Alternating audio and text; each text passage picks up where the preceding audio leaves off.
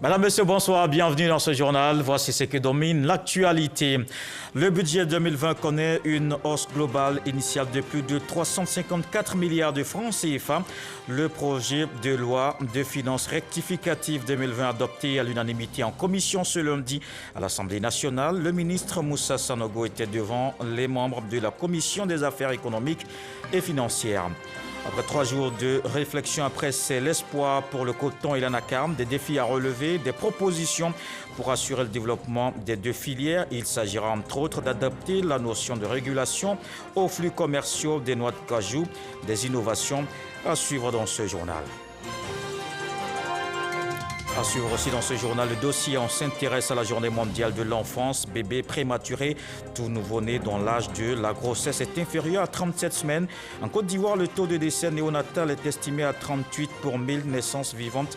On ira aussi à Chute-Trècheville pour voir les conditions de prise en charge de ces bébés nés avant terme. Constant Omari est le nouveau président par intérim de la CAF. Le président de la Confédération africaine de football est suspendu 5 ans par la FIFA. Ahmad Ahmad est accusé de détournement de fonds.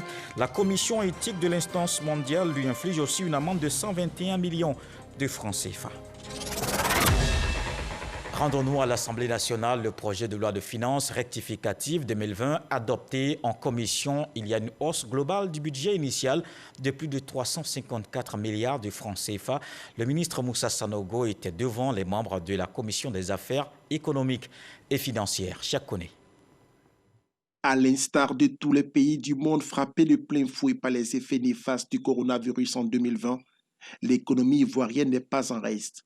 Au plan macroéconomique, les grandes lignes de l'équilibre budgétaire et financier préparé avant la crise ont toutes été bouleversées. D'où la nécessité de réviser le budget de l'État afin de tenir compte de nouvelles dépenses liées au plan des ripostes contre la pandémie.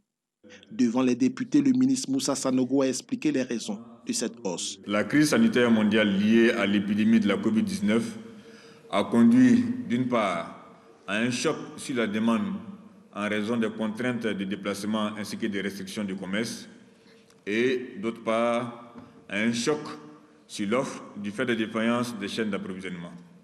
L'ensemble de ces évolutions rend nécessaire la révision du budget de l'État.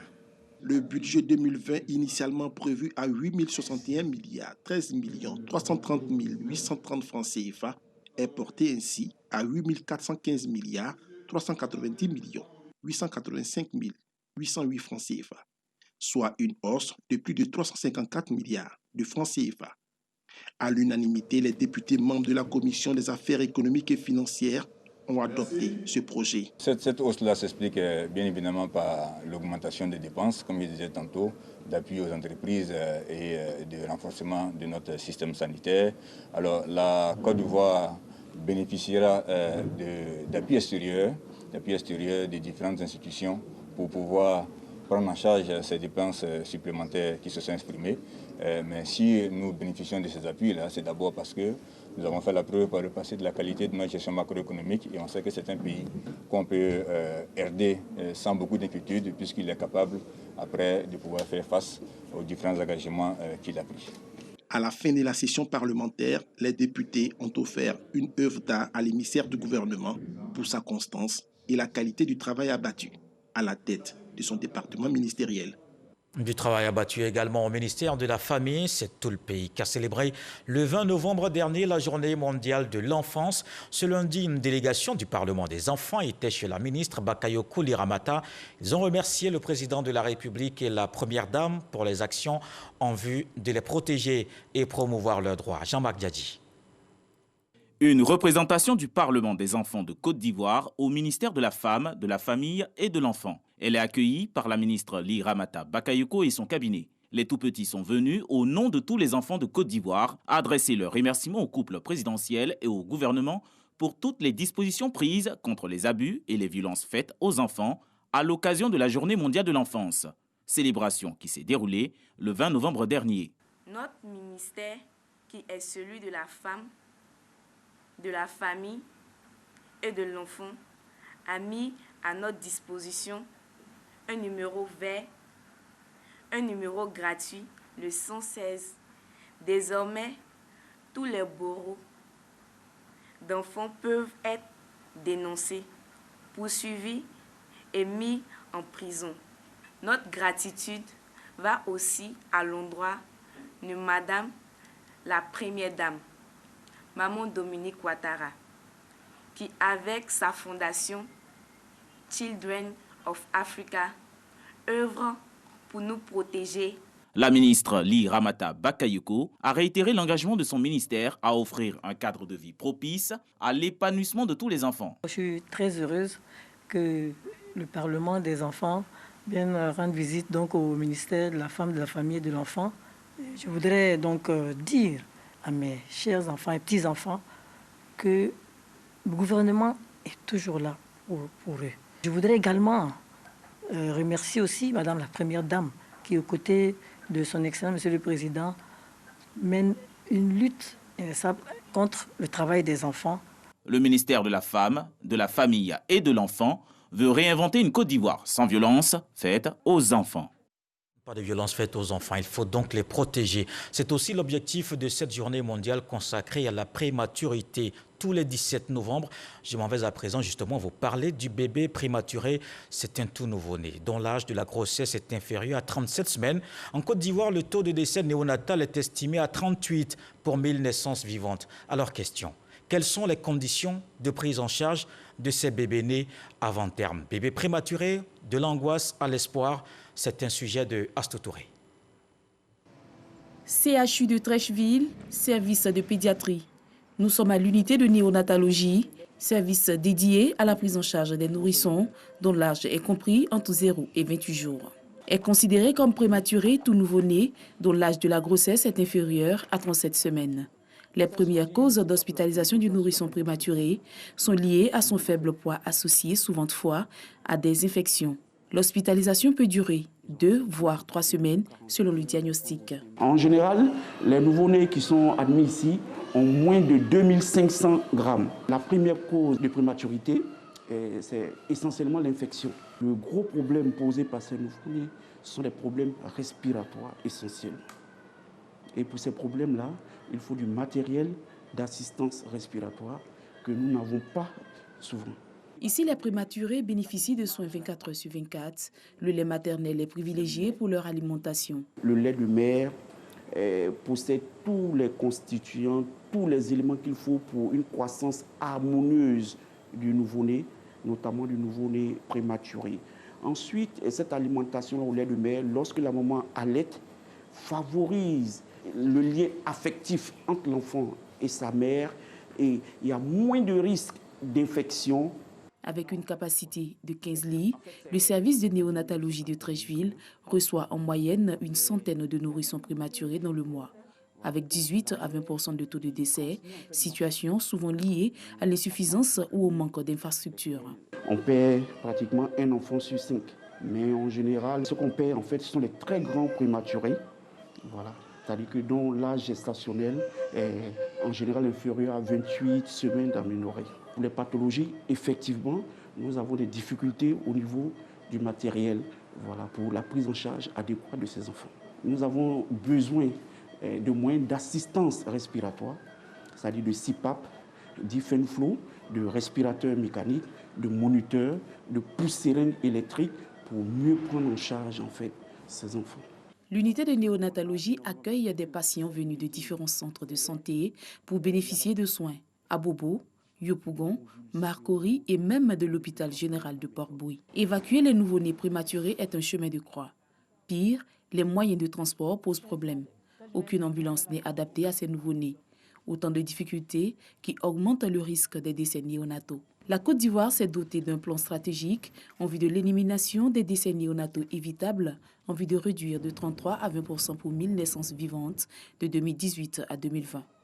Il s'agit en l'occurrence des soins mère kangourou SMK, une sous-unité qu'expérimente le service de néonatologie, soit en concomitance avec la couveuse, soit en plein temps. Les soins peuvent durer plusieurs semaines. C'est un enfant qui est stable, donc il pourra bénéficier des soins mère kangourou. Voilà. Les soins mère kangourou sont des soins plus humanisés en fait pour le nouveau-né. C'est la mère qui prend en charge le nouveau-né. On lui explique comment nourrir son enfant, comment maintenir la température.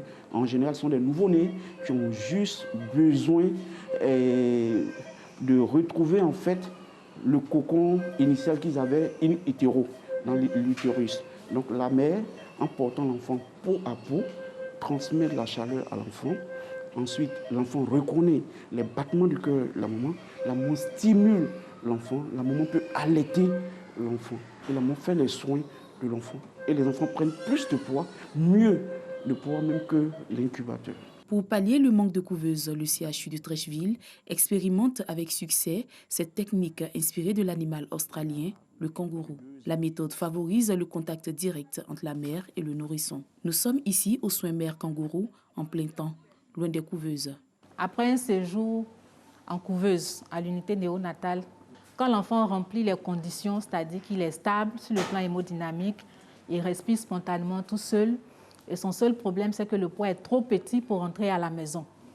Donc, il est admis ici à l'unité soins mère kangourou, avec la maman qui devient le premier pourvoyeur de soins à l'enfant. Donc, elle porte l'enfant peau à peau, 24 heures sur 24.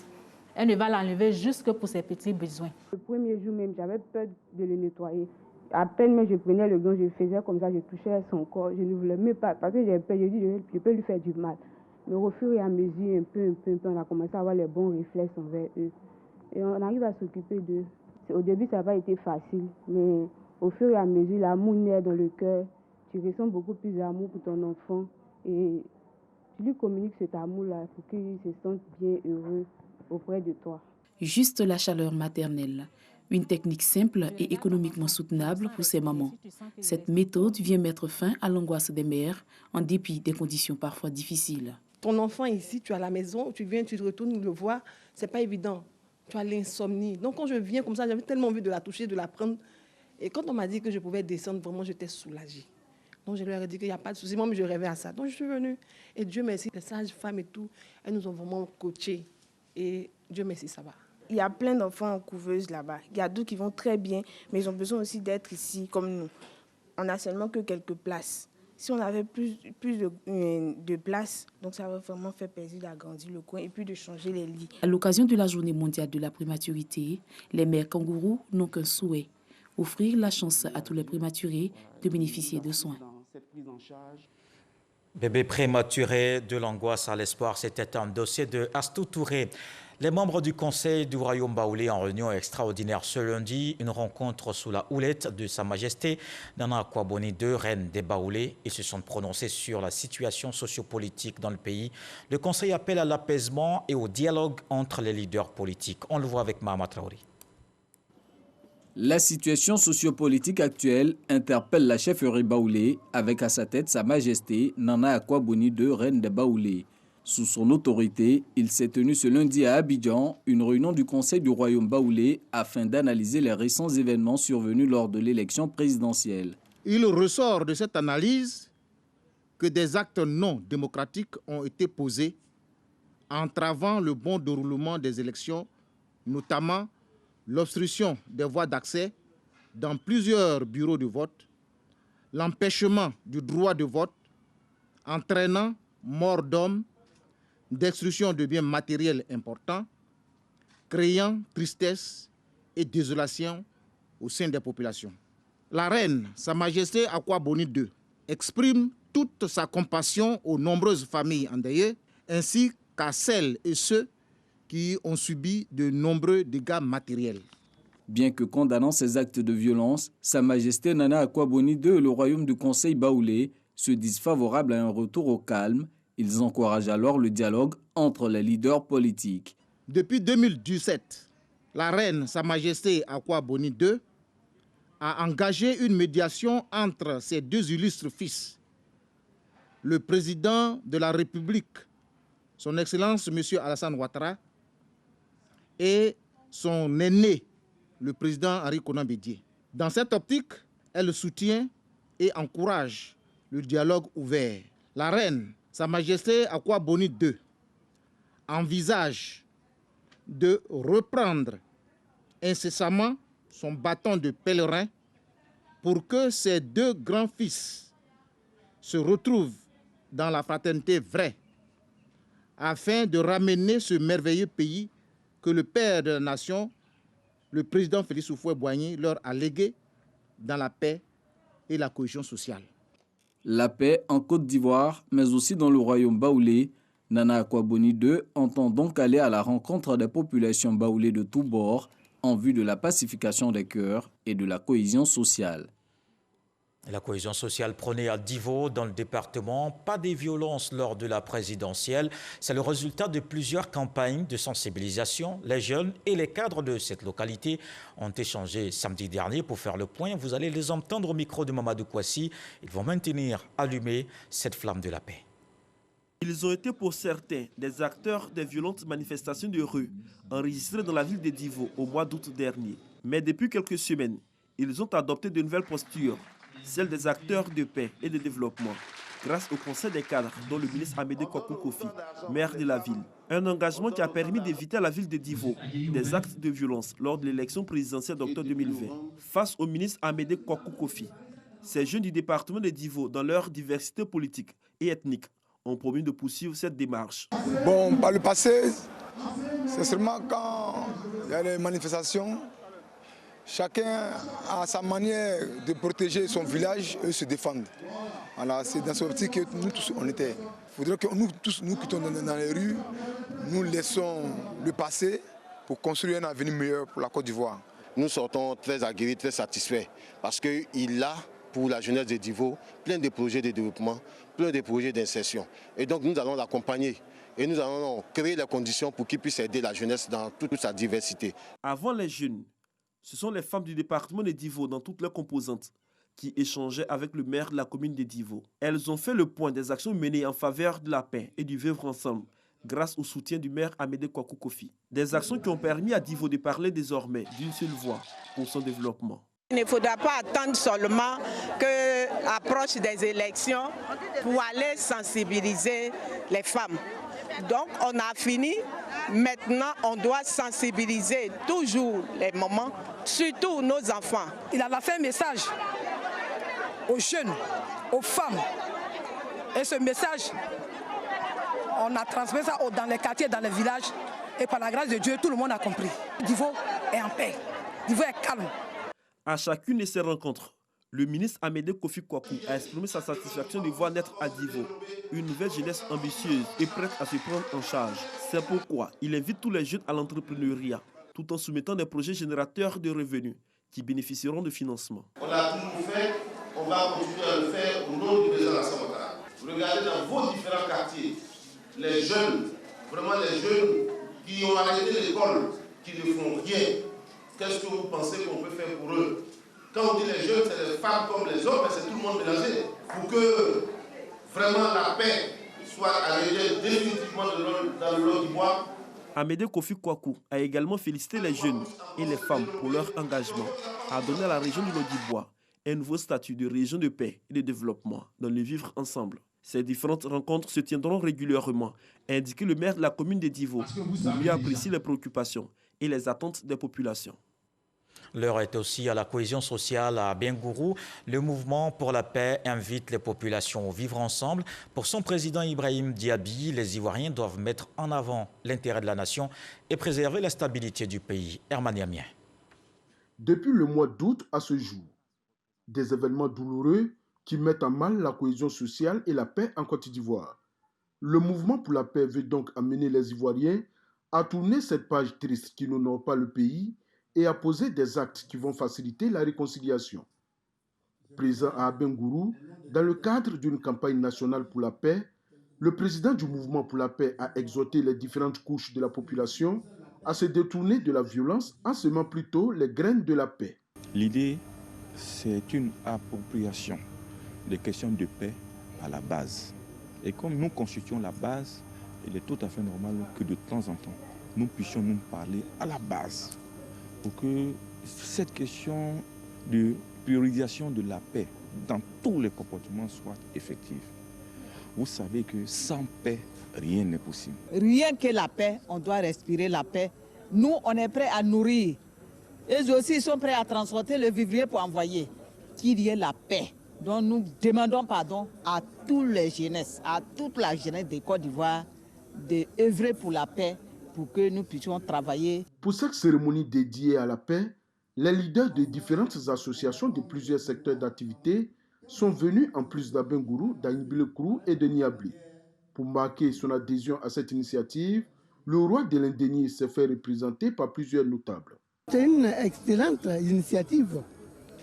Abengourou, ça signifie la cité de la paix.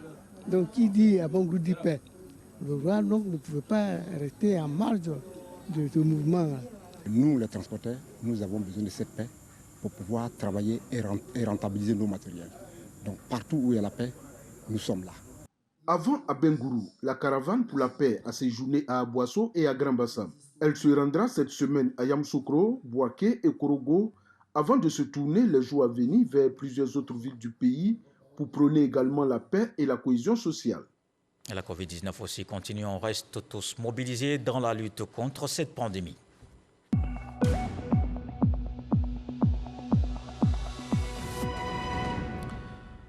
Voici les chiffres du ministère de la Santé ce lundi. 10 nouveaux cas de Covid-19 sur 966 échantillons prélevés, soit 1% de cas positifs, 21 guéris et pas de décès. À la date du 23 novembre, la Côte d'Ivoire compte donc 21 148 cas confirmés, dont 20 819 personnes guéries, 131 décès et 198 cas actifs. Le nombre total d'échantillons est de 211 202. La pandémie n'est donc pas encore terminée. Les autorités appellent au maintien des gestes barrières. Régulièrement, le gouvernement fait le point de la gestion de la Covid-19. Il ressort qu'il y a un relâchement dans l'observation des mesures de lutte contre la maladie. Voici la situation sanitaire et sécuritaire avec Didier Nguessan. Il y a 8 mois, la Côte d'Ivoire engageait la lutte contre la Covid-19. À ce jour, le pays compte 21 138 cas positifs, c'est 10% des échantillons prélevés. Il ne faut pas baisser la garde malgré la réduction du nombre de cas de contamination. Au 135e point presse, l'on note 5 décès sur la période du lundi 9 au dimanche 22 novembre, soit un décès de plus par rapport à la quinzaine précédente. L'évolution de la pandémie reste inchangée, marquée dans l'ensemble par une tendance à la baisse. Par ailleurs, le taux de positivité demeure en dessous de 5% et celui du taux général moyen de Covid-19 enregistré en dessous de 11% depuis quelques semaines. Aussi, comparativement à la quinzaine passée, cette quinzaine, on note une baisse de 15,45% du nombre de nouveaux cas de Covid-19 diagnostiqués, soit 56 cas en moins. Un taux de positivité variant, comme nous l'avons dit, entre 1 et 4,8% contre 0,6 et 6% précédemment. Le ministre de la Santé et de l'Hygiène publique, le Dr Eugène Akawele, nous invite à la persévérance dans les efforts pour venir à bout définitivement et durablement de cette pandémie dans notre pays.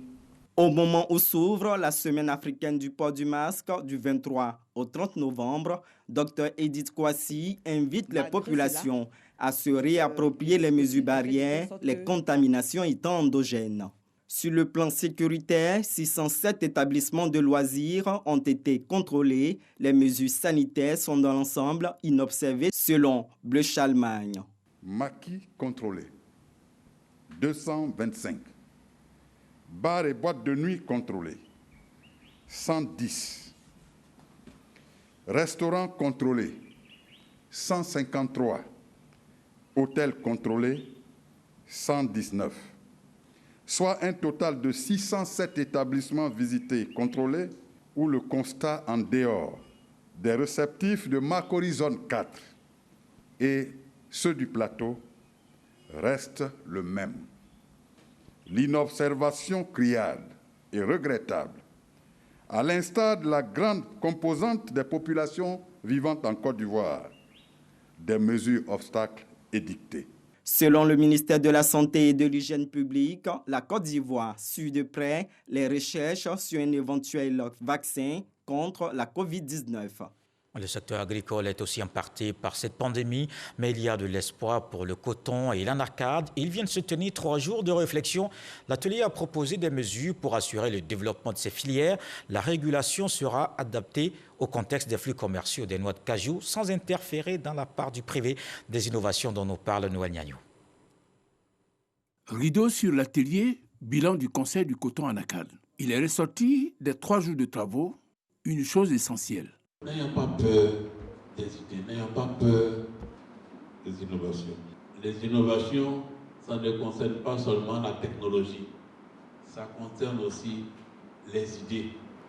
Et ce sont des idées qui créent en général l'action. Concernant les actions, elles portent sur la production, la commercialisation et la transformation. S'agissant de la production, les participants à l'atelier suggèrent, entre autres pour le coton, la libéralisation de la production des semences et surtout qu'elles soient de qualité, sans oublier la question du résiduel du zoning. Lorsqu'on a fait le zoning, certains acteurs de la filière, notamment les producteurs, restaient devoirs à certaines sociétés cotonnières. Ces aspects restent encore en discussion. Pour l'anacal, l'encadrement doit être couplé d'un appui. L'appui aux intrants, et l'accès au financement et surtout l'organisation des OPA, des producteurs, pour que nous puissions amplifier les effets de l'encadrement. Une amplification qui permettra de gagner la bataille de la qualité après celle de la quantité. De 350 000 tonnes en 2012, la Côte d'Ivoire est passée à 850 000 tonnes 7 ans après. Mais comment fait-on la qualité? Il faut d'abord récolter à temps. C'est-à-dire qu'il ne faut pas laisser la noix de cajou trop longtemps sur le sol. Il faut ensuite séparer la pomme de la noix. Il faut bien sécher, il faut faire un tri et puis il faut bien conditionner. La commercialisation de ces productions de qualité, un challenge pour l'atelier. À ce niveau, une exigence. Freiner la fuite des produits vers les pays limitrophes. Cela en faisant appel au civisme des populations. Dernière action d'envergure, la transformation du coton et de l'anacal. Le cajou fait rêver. Nous sommes déjà premier producteur mondial, mais imaginez que nous arrivons à transformer les 800 000 tonnes que nous produisons. Eh bien, déjà nous serons en Afrique, en tout cas le centre du cajou, et pourquoi pas plus tard au plan mondial. Pour cette ambition, l'implication de l'État est fondamentale. L'histoire récente de l'agro-industrie de la Côte d'Ivoire nous instruit suffisamment que quand l'État a donné l'impulsion, le reste s'est passé avec le privé et de façon très harmonieuse. Une harmonie qui fera certainement le bonheur des deux parties. Dans l'actualité politique, je vous emmène dans le Sud Comoé. Le président du conseil régional rencontre la délégation du RHDP et les leaders communautaires du canton Afema. Et Jeanne Akawele fait le point de la présidentielle d'octobre. Astou Touré. La pluie n'a pas empêché cette rencontre entre le président du conseil régional du Sud Comoé, Eugène Akawele, avec les chefs communautaires du canton Afema et les leaders politiques d'Aboissou 3. Il s'agissait de tirer les leçons des résultats obtenus dans la région au niveau national et les dispositions à prendre pour les législatives. C'est l'une des rares campagnes, j'ai pu témoigner. Depuis 1990, nous faisons la campagne ici, mais c'est l'une des rares fois où nous avons eu vraiment les moyens de notre politique. Mais il se trouve que chemin faisant, il y a eu l'appel à la désobéissance civile qui s'est terminé par un boycott actif qui a fait que nous avons perdu les urnes dans au moins 15 localités. Nous nous préparons d'ores et déjà pour que ces élections législatives soient une occasion pour nous de payer ce que nous considérons comme une dette vis-à-vis du président de la République. Parce que de ce que nous savons, c'est la première fois qu'un président de la Côte d'Ivoire a fait autant d'investissements dans notre région. Il faut lui être reconnaissant. Occasion pour les cadres RHDP d'Aboissou de rappeler les dispositions prises pour des élections apaisées dans leur localité en dépit des actes de violence consécutifs à la désobéissance civile lancée par l'opposition. Aboissou était une très grande région, a été subdivisée en 4 départements, dont Aboissou 3. Nous avons mené une très bonne campagne. Au niveau local, nous sommes satisfaits. Mais collectivement, nous endossons, n'est-ce pas, cette responsabilité au niveau du Sud Comoé qui fait que nous avons, lorsqu'on fait la comparaison, nous ne sommes pas bien placés. Tout en réitérant leur soutien au président du Conseil régional du Sud Comoé, le porte-parole du canton Afema a félicité le président de la République, Alassane Ouattara, pour sa réélection et marqué sa gratitude pour les actions de développement entreprises dans cette région. À cette rencontre entre fils d'Aboissou, Eugène Akawele a rappelé la nécessité de promouvoir la paix, mais surtout à rester mobilisé pour les élections législatives prochaines. En diplomatie, Sakaria Kone, l'ambassadeur extraordinaire plénipotentiaire de la République de Côte d'Ivoire en Afrique du Sud, présente ses lettres de créance au président sud-africain Cyril Ramaphosa. Ils ont salué les bonnes relations entre les deux pays. Moussa Konaté. Nommé en juin dernier ambassadeur de la Côte d'Ivoire en Afrique du Sud, Sakaria Kone a présenté ses lettres de créance à son Excellence Cyril Ramaphosa, président de la République de l'Afrique du Sud.